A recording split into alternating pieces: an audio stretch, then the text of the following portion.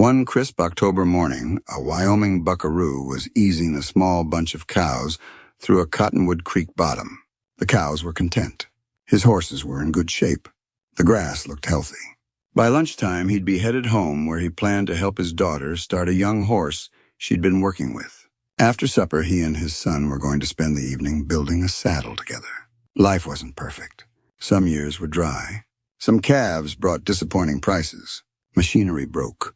Fences needed fixing. But overall, life was pretty good.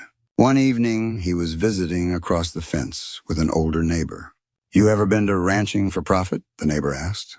The buckaroo shook his head. "I've heard of it." "You ought to go." "What's it about?" The neighbor smiled. "Depends who you ask. Some folks think it's about making more money. I think it's about figuring out why you're in business in the first place. It was a game changer for me when I was at your stage of life." The next winter, curiosity got the better of him. He signed up. The week was unlike anything he'd expected. There were no miracle grazing systems, no secret genetics, no silver bullet marketing plan.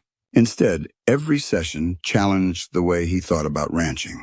At the school, he found himself seated at a table with several experienced ranchers.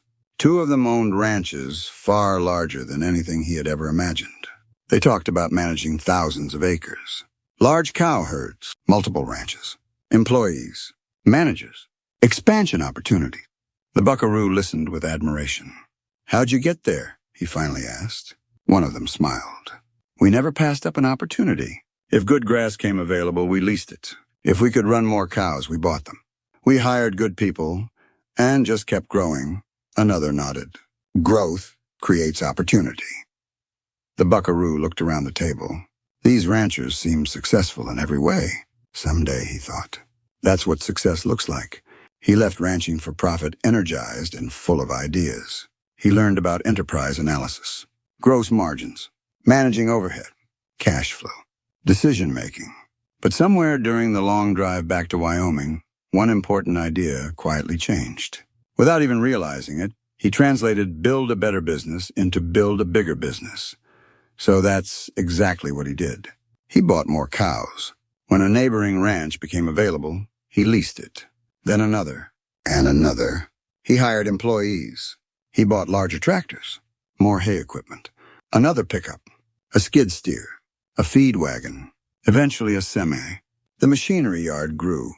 So did the repair bills, payroll, insurance, interest, fuel, depreciation, management, complexity. At first it was exciting. Every year the ranch got bigger. His gross revenue climbed.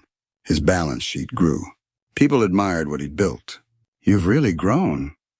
"That's one impressive outfit." He smiled politely. Inside he wasn't so sure. His horses spent more time standing in the pasture while he spent more time sitting behind a desk. His mornings were filled with calls to bankers, afternoons with insurance companies, evenings catching up on paperwork. He hired mechanics because there was too much equipment to maintain. He managed employees instead of cattle. He served on boards, attended meetings, flew to conferences in Denver, Dallas, and Kansas City. His calendar filled, his life emptied. He missed helping his daughter start horses. His son finished building that saddle without him. He missed the concerts. He missed the ball games. Brandings became management exercises instead of family gatherings. The ranch had become larger than he'd ever imagined. But somehow the life he'd imagined had quietly disappeared. One evening, his wife looked across the supper table.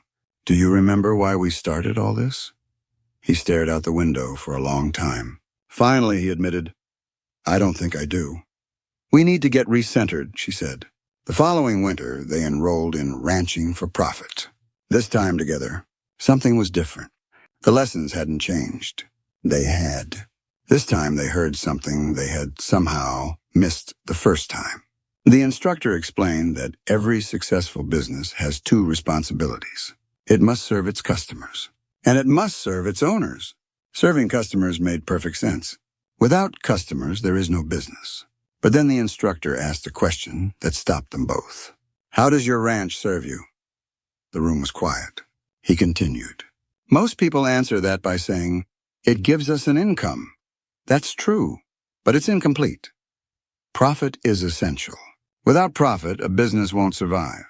But profit isn't the purpose of the business. It's what allows the business to fulfill its purpose. A ranch serves its owners by helping them live the life they want to live.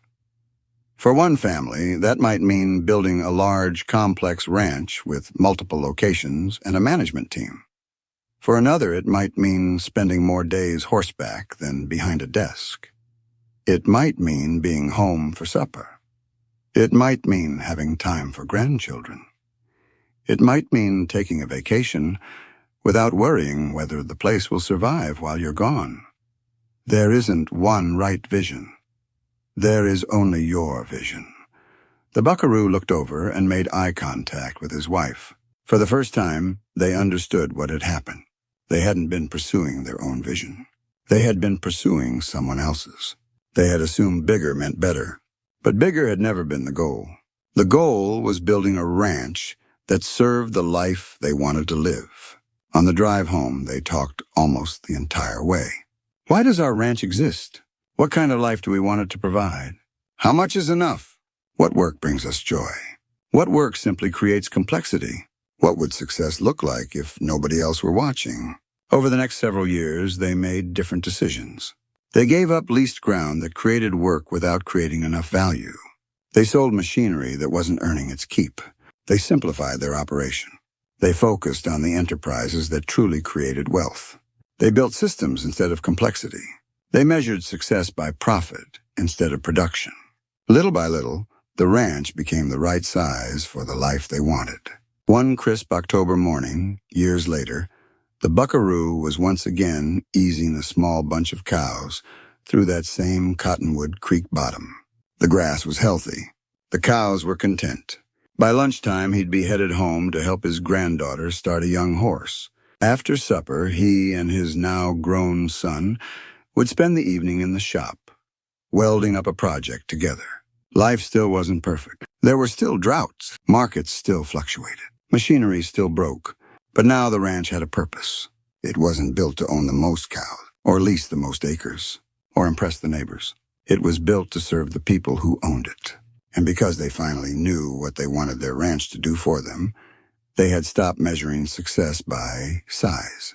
They measured it by whether the ranch was helping them live the life they had chosen. Because growth isn't a destination. It's simply one possible strategy. The goal isn't to build the biggest ranch. The goal is to build the right ranch. The one that serves your customers. The one that serves you. The one that gives you the freedom to live the life you set out to create.